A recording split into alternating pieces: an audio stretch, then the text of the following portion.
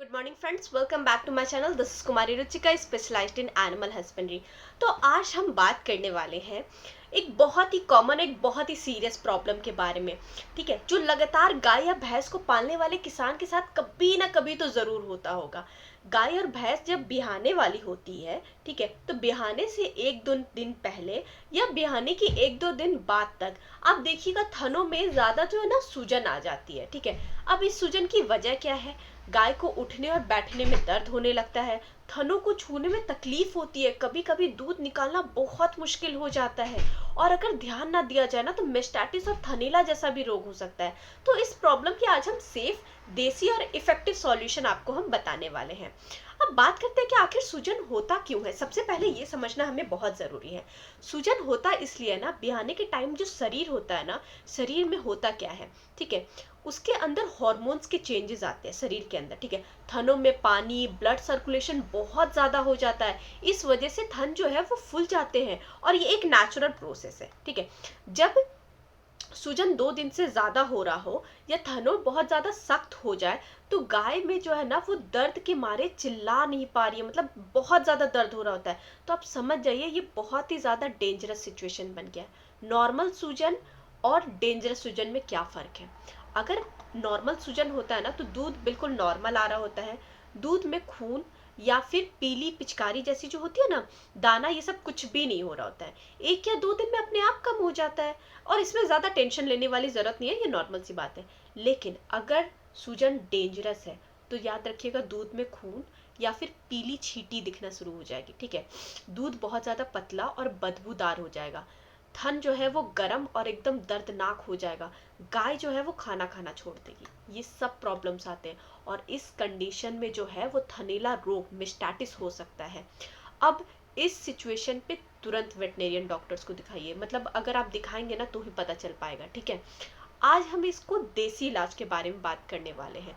जो नुकसान मैं बता रही हूँ ना, वो उन केसेस में है जहाँ पे दूध, मतलब जो ये नुस्खा, जो ये देसी नुस्खा मैं बता रही हूँ ना आपको, ये उन केसेस में है जहाँ पे दूध बिल्कुल ठीक आ रहा हो और सिर्फ थनों में सूजन हो और थोड़ा सा भारीपन हो। ठीक है, इन्फेक्शन का कोई साइन नहीं है।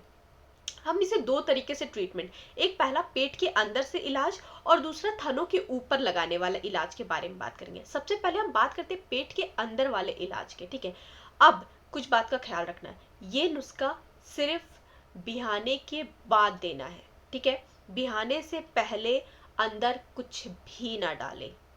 अब नींबू आप 200 ग्राम ले लीजिए। ये आप इसका या तो आप छिलका उतार सकते हैं या फिर आप सीधा नींबू का रस निकाल लीजिए। ठीक है, आप हल्दी 25 ग्राम ले लीजिए, पाउडर बना लीजिए। काली मिर्च ले लीजिए आप 20 ग्राम, पीस लीजिए उसको अच्छे से। गुड़ ले लीजिए आप 250 ग्राम। ठीक है, ये सब लेने के बाद अब इसको बनाना कैसे है?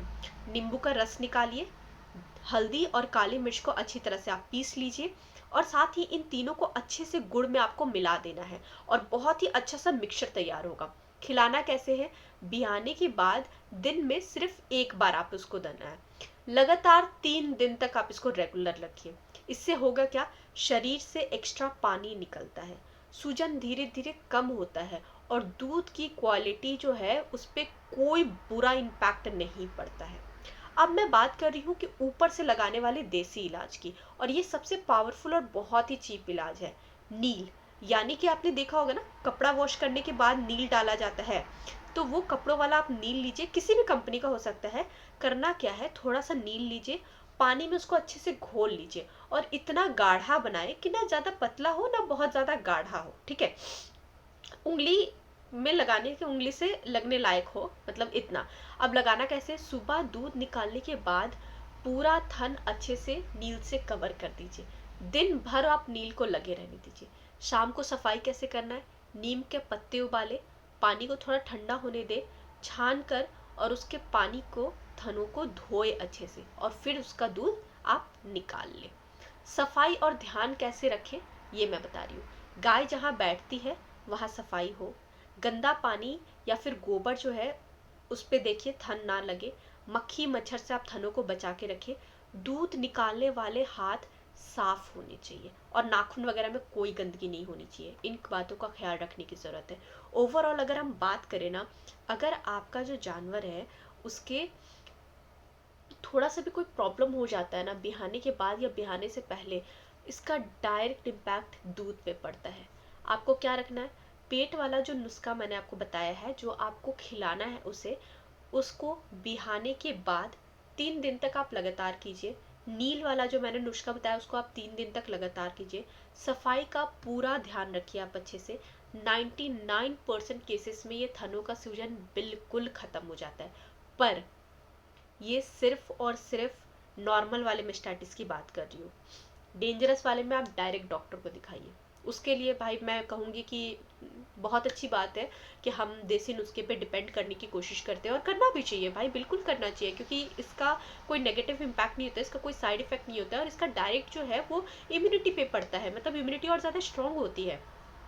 पर जब बात जान पे आ जाए ना, तो उस वक्त देसी नुस्खे के साथ साथ जो है ना, मेडिसिन की भी ज़रूरत पड़ती है, तो डायरेक्टली डॉक्टर के पास आना चाहिए। ठीक है, आपको ये पूरी इन्फॉर्मेशन कैसी लगी हमें कमेंट सेक्शन में ज़रूर बताइएगा, और साथ ही हमारे चैनल को लाइक, सब्सक्राइब और शेयर करने के लिए आपका बहुत बहुत शुक्रिया। Have a good day.